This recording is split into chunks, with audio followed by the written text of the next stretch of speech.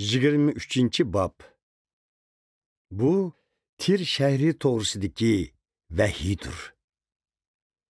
Yiraqdiki Tarşişdən qaytıb gəlgən dengizçilar qayg'urib nola qilinglar.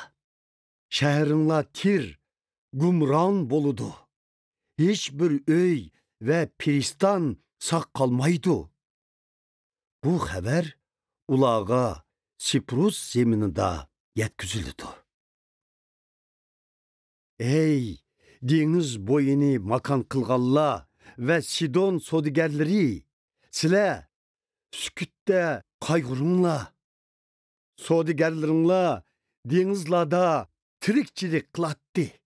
Ular cho'nqur denizlardan o'tib, Misrdagi Shixon vodisidan oshliq setib olatdi. Nil daryo vodisidan chiqqan hosullarni akilatdi. Yer yuzining eng obod bozori sizlarda edi. Hey Sidon shahri, sening yuzing to'kildi. Chunki Tir shahri, ya'ni deniz bo'yidagi qurg'on mundoq deydi. Mening əzəldin balalarım yox. Mən əzəldin oğul qızlarını baxmıqan. Bu xəbər Mısırğı kəgəndə, ula Tirği kəlgən kəlgülükni anlab, intayın pərişan buludu.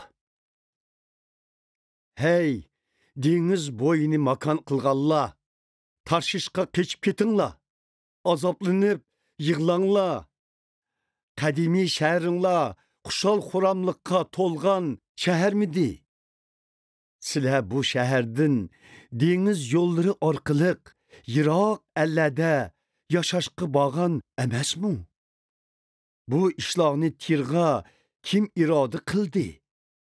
Bu şəhərdən padşalar çıqqan, sodigerleri şahzadələrdək mərtvilik idi. Onun sodigerleri yeryüzde hürmetke sazaver idi. Bu xalqqa kelgen kelgülükni kudretlik serdar perverdigar irade kıldı. O hakavur xalqның şöhretini yergi urdi. Yeryüzüde hürmetki sazaver boğan sodigerlerinin abroyunu töktü. Ey Tarşiş xalqı, Nil daryo bo'yidagi dehqonlarga o'xshash yerlaringlarga ishlanglar. Chunki Filistoninglar endi yo'q bo'ldi. Parvardigor qo'lini dengizga so'zib, podshohliklarni titratmoqda. U Tir atrofidagi qo'rg'onlarni gumron qilishga buyruq qildi.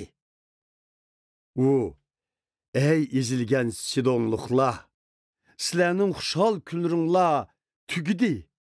Əmdi Siprusqa beringlar.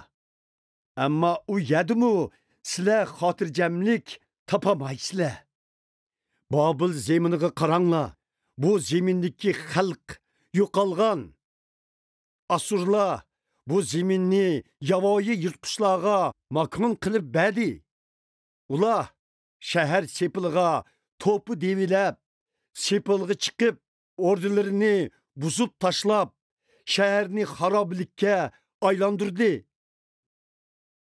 Tarşişdən qaytıb kelivatqan dengizçilar, qayg'uringlar.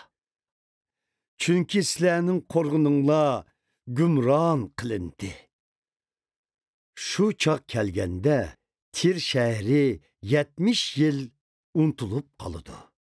Bu bir padşahның ömrü bilen tən.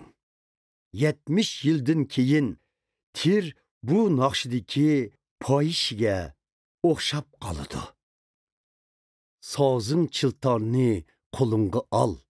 Kezgin bu shaharni ey unutilgan pohisha.